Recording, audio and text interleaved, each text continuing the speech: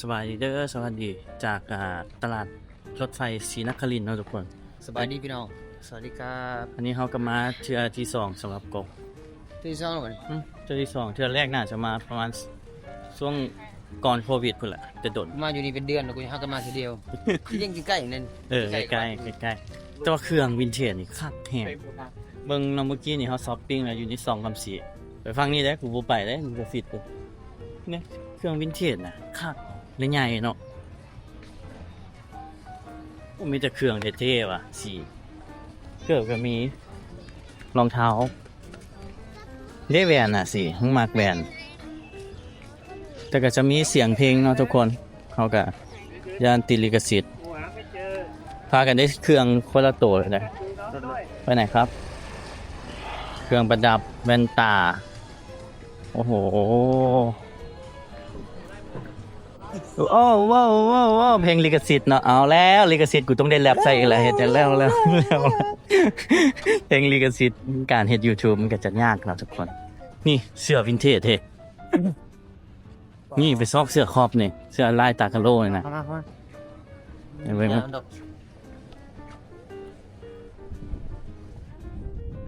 เท่ว่ะ ถามได้ราคาชื่ออะไรครับ ถามได้นะคะอยู่บ้านใดครับ เท่แต่ว่ามันหนาเนาะ ห่อนที่ อ๋อนี่สีมึงมาจีดาก้อนเนี่ยสีนี่เกือบบูท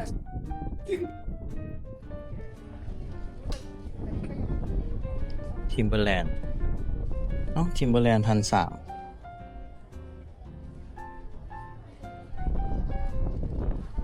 เนี่ยสีอยู่นอก ทำได้นะครับ ยังไง200 บาทเอาเสียอยู่นี่แห่งชื่อกว่าไปเนาะอยู่นี่แห่งชื่อเขาซื้อเมื่อกี้นี่100 บาทมึงซื้อ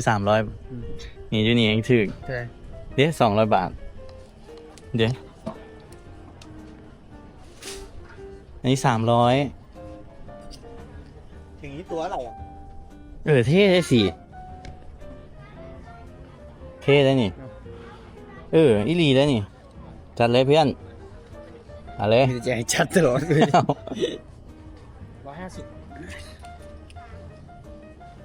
ไซส์ L 200อยู่ไทยดีก็คือแบบ บอกราคาในที่เราไปไปขายอยู่ลาวแพงแน่นี่ทุกคน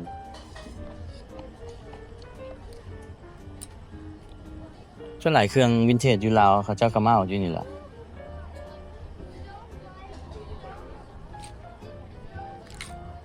ตัวนี้เท่ป่ะคือป่ะได้อยู่ได้นี่ได้ป่ะมึงวะกูใส่นะ มึงใส่ต้มไม่ไหนมัน ต้องจัดละตัวหนึ่งตัวนี้ก็เท่ขึ้นกันนี่หุ้ยสี เต็มกระเป๋าเลย เท่เลยนี่อีหลีเท่จัดครับ มันตัดบ่ได้ที่นี่ มึงเห็นนั่นสไตล์พอกัน อันนี้มัน นักเตะเขาหมักใส่ แมนสไตล์เท่เลยนี่ ตัวนี้ ได้ป่ะพอดีป่ะพอดีเนาะ กลับไปตัดพอดีตัดขอบ ก็สีนี้มักนะสีนี้เอาเนี่ย พอแล้วนะพอแล้วครับ หน้ากระเป๋า ซื้อยังได้มึงให้กูพาย มึงเบาอ่ะ200 บาท งามอยู่ได้ 140เนาะเอาอะไรคันซื้อยูราวอย่างบ่ได้เลยต้องมันเพราะว่ายูราวกับมาซื้ออยู่นี่ไปมันก็ราคาสูงขึ้นสูงกว่านี้ ตาเป็นงามเลย อ๋อมึงเห็นวันด้าป่ะวันด้าลูกบิ๊กบุ้มมันสไตล์แบบนี่ใส่แว่นตาสิเชี่ยสีอีหลีเท่ จับเบิ้งใส่ เอาอีหลี โอ้ยหัวอุ้ยเลยนะวันนี้ซื้อ เอา มาได้เลย บ่มึงบ่เอากูสิเอาเด้ มึงอีจุ๊บมึงเป็นยังกดทองงานของคุณส่วนกู กูบอกอีหลีมันเท่ เอาเลย มาเทกูจะมาทำอะไรไหน มึงจะเอาบอกพี่เอาเลยกูจะเอา มึงเอา เท่เท่เท่ โอ้แต่กูจะไปใส่กับส่วนกูเลย มึงต้องใส่แบบนี่ทรงง่ายๆแบบกูนี่ทั้งหมดนี้200ใช่ไหมพี่200ครับ โอ้สมมติไม่ได้ดอก200 ไม่ 200 เออ ได้อยู่ ตัวละ200 คือว่าลองเบิ้ง เฮ้ยเวียนลองมึงบอก ตัวไหนวะมึงว่ากูใส่ตัวไหนคือนี่ซองตัวนี้ ตัวนี้กว่า จำเบิ้งดูใหญ่พอดีบ่ซ้ำกันบ่วะ กับกัน บ่เบิ้งดูแยกเบิ้ง กัน ซ้ำกัน มึงขัดกว่า เนาะเที่ยวก่อนเนาะตัวนั้นมาดูลองก่อนลองได้ไหมพี่พากันเลาะเนาะซื้อเครื่องเลยหาไว้ ไม่ใช่กัน ป้าเสียเอา3 ตัวเลย ถ้ามึงเอากูจะเอาไง บอแบบเพราะว่าอยากให้มันแต่งโตเด้บอคำสียังบ่เคยแต่งโตสไตล์นี้กบกันเลยว่าอยากให้ลองแต่งโตสิมันเท่ขึ้นเด้ผู้สาวไทยเขามักนะสไตล์วินเทจ เวลากูเสียเงินหลายสอด เอาเดี๋ยวไปลองก่อน2 ตัวนี้นะทุกคนโอ้ตัวนี้ขาดโอ้บักสีตัวนี้ตัดทิ่มไปเลยตัวนี้มันขาดเนี่ยมันขาดเนี่ยขาดตัวนี้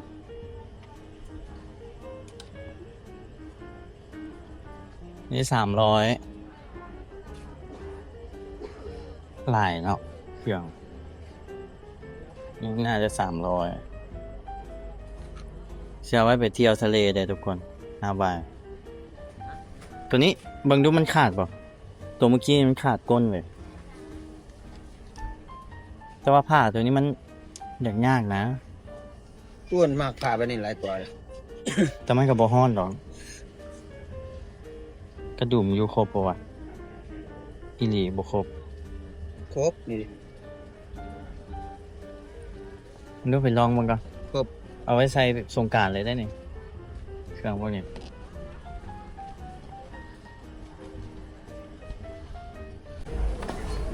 เท่ว่ะสี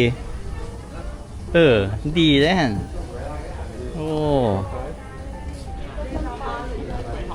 เท่ว่ะเสียขาดเลยคือนะ200 บาทร้าน140,000กับ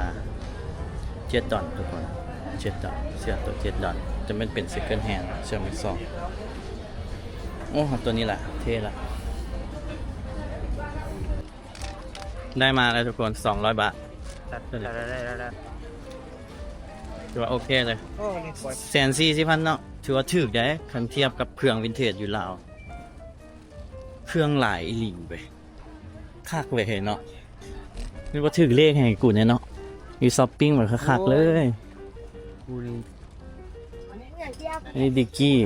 มีจะ เฮ้ย ส ที่ อง บอก สาม กูว่าขับรถไปไงคอนโดมึงไม่ไกลจ้ะ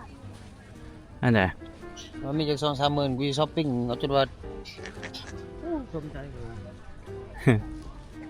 โอ้คักอีหลีมันเครื่อง โอ้เครื่องหลายทุกคนเครื่องวินเทจไปเบิ่งกันแอคเซสซอรี่ไปพวกแหวนพวกอย่าง200 บาทโอ้ใส่เขียนงามเว้ยนี่100 บาท150นี่กูหน่อย กูใส่คือบ่วะลองพาดใส่มัน คือนะ เนาะซอกชื่อก่อนเพราะว่าก็ปกติก็กับบ่ได้มักใส่แอคเซสซอรี่เนี่ยเดี๋ยวเดี๋ยวนี้มีครบเลยนะมีครบเลยมีอาหารมีเสื้อผ้ามีห้างเบียร์มีครบเลยเนาะอยู่นี่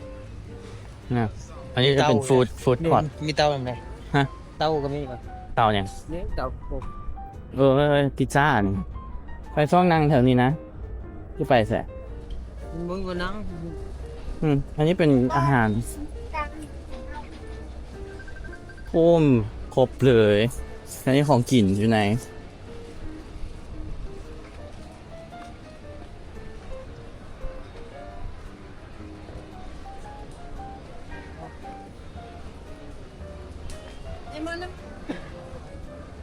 ค่ะคือคักเนาะทุกคนคือคักดีไปสิ ก็มันลายเพราะมันก็ม่วนได้อยู่แล้ว มิจะนักท่องเที่ยวแต่มึงสังเกตมิจะต่างชาติ ส่วนหลาย ถ้าเปื่อยใหญ่บุ้ยคนมากมันเป็นตะม่วน อาหารอยู่คนแล้วก็มีมองนั่งกิน อันนี้เขาจะกลับคืนเลยได้นี่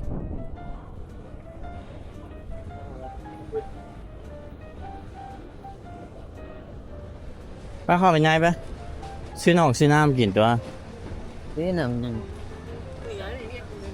เอาที่ไหนยัง โดนัทเป๊ปซี่โค้กน้ำเปล่า